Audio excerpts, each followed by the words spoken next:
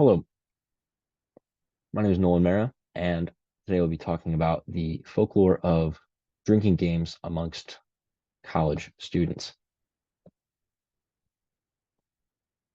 So, drinking games are a subgenre of folklore, subgenre of uh, game folklore, and they are, in my investigations, I focused on college students in particular, both because of my availability to them and because of the incredible popularity that drinking games are among college students.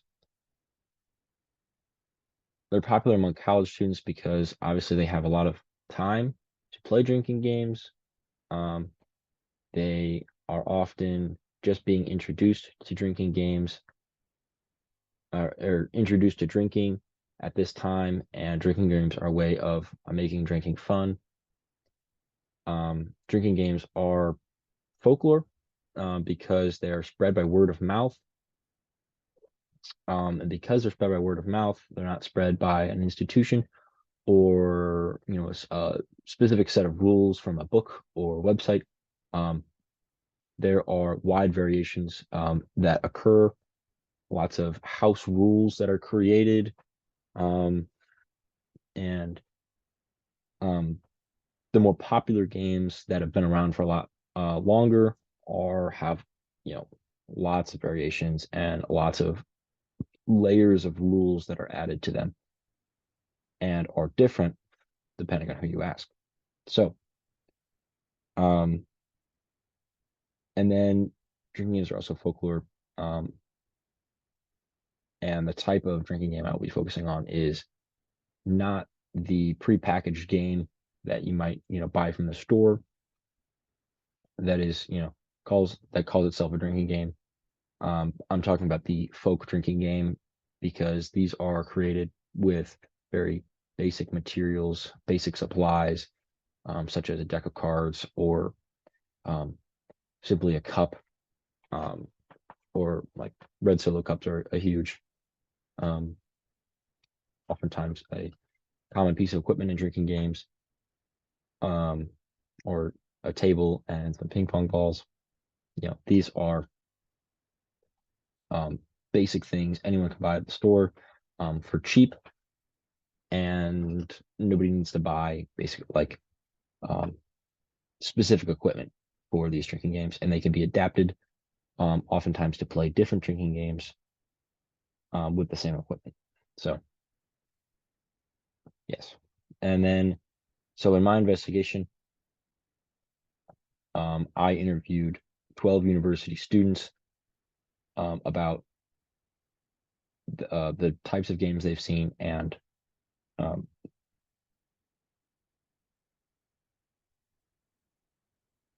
and they spanned over 7 different universities. They I tried to get a geographical range. So I interviewed Dartmouth up in the Northeast in New Hampshire, and then I also interviewed um, a couple schools in Alabama, and I interviewed a school in TCU in Texas, and then I interviewed some in the Midwest, like Truman State and Mizzou, just to get a wide range to see how things might vary in different places. And I collected over 40 distinct games from these interviews. Um, a lot of different spin-off games were kind of discovered, and similarities and differences between games. And I looked at what games are the most popular um, at specific schools, and then I asked about specific rules for games to try and find out variation for them, and then I also searched for the motives of playing, why people play these games, why they feel like these games are so prevalent, and also why certain practices are done. So, um, what I found, so there are four main functions of drinking games. One of these is competition. One student that I interviewed, he said that playing beer die made him feel like an athlete. I don't know about that, but that's how he felt. He felt he could express his competitiveness in these drinking games that he played with his friends to see who was the best. And it's really easy to pick up any game like these. And they're so prevalent at social events where um, a lot of competitive people gather. So, and this is also seen through some tournaments that I've heard about.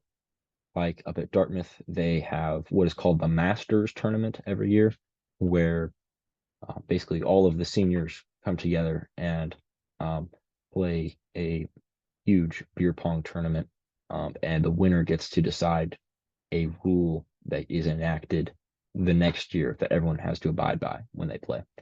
Um, and then some other smaller instances of tournaments, just like um, one time things, just to get people together, um, really brings out people's competitiveness. Um, so being competitive is definitely one part of why drinking games are there, the game part. And then the other one is socialization.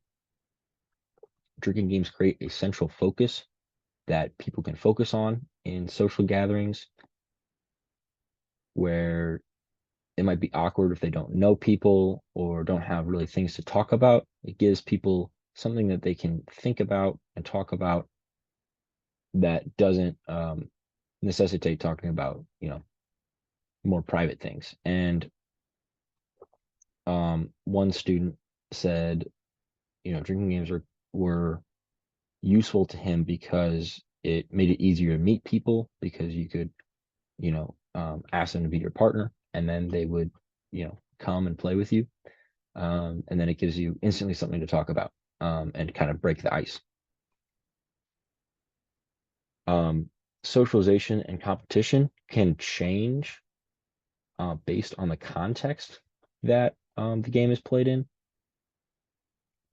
Um, like in a tournament, obviously the purpose is a lot more competitive, but in more of a, relaxed setting, it might simply just be a quick pickup game where it's more about socializing with people and um, just passing the time, um, and not really about who the winner is. Um, so even in a single game, competition and socialization can vary, but certainly across different games, the function um, can be, more clear cut. Like this is a game for this, or um, based on the other functions as well. So um, the third function, obviously, as a drinking game, these are games that people play to get themselves drunk. Now, I'm not saying anyone should be drinking, especially underage, um, but it is something that happens. And because a lot of these people that are underage play drinking games, um, they might be new to drinking, and these games present an excuse to drink, and you know, and it makes drinking a more fun experience for people. Like one student even said in the interview, I asked him, why do people play drinking games? And he said, well, sipping is boring. So um, and that I think that's a sentiment that a lot of people feel. Um, Clearly, just sitting and talking um, can be boring, and drinking games provide fun as a means of getting drunk in a more fun way. Um, However, drinking games have been found to lead to heavy drinking. 94% of heavy drinkers reported playing drinking games in the past month, as opposed to about 60% of light drinkers reported playing games, drinking games in the past month. So clearly, drinking games have an effect on the amount people are drinking, and they often cause people to drink more than they originally intended. So the final function is to get other people drunk. And this can be seen through the rules in these games that encourage others to drink.